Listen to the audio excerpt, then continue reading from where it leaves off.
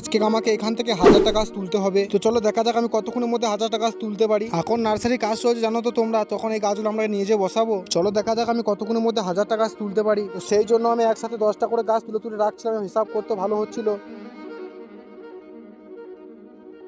তো কিছুক্ষণ তোলার আমার 750 গাছ তোলা হয়ে যায়। এখন আমাকে 250 গাছ তুলতে হবে। চলো দেখা যাক কতক্ষণের মধ্যে আমি পারি। ফাইনালি বন্ধুরা এখন আমার 900টা তোলা হয়ে গেছে।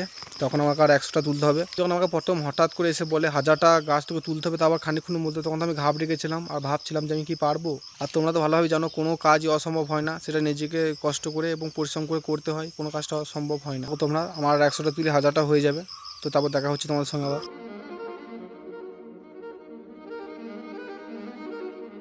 তো ফাইনালি এখন আমার 1000টা গাছ তোলা কমপ্লিট হয়ে গেছে। আর এই গাছগুলো আমি আধা ঘন্টার মধ্যে তুলে কমপ্লিট করি। যদি ব্লগটা অনেক বড় হয়ে যায় বলে আমি শেষ অবধি করতে পারিনি। এই গাছগুলো নিয়ে যাই এখন আমরা নার্সারিতে বসাবো। এখন হয়তো এই গাছগুলো একটু দেখতে অন্যরকম লাগছে, বড় হয়ে গেলে গাছটা কিছুটা এমনটা দেখতে লাগবে। বন্ধুরা তোমার সাথে দেখা হচ্ছে আবার পরবর্তী ব্লগে। আমার ব্লগগুলো ভালো লেগে থাকলে লাইক করো, আর চ্যানেলে নতুন হয়ে থাকলে ফলো করে পাশে থাকো।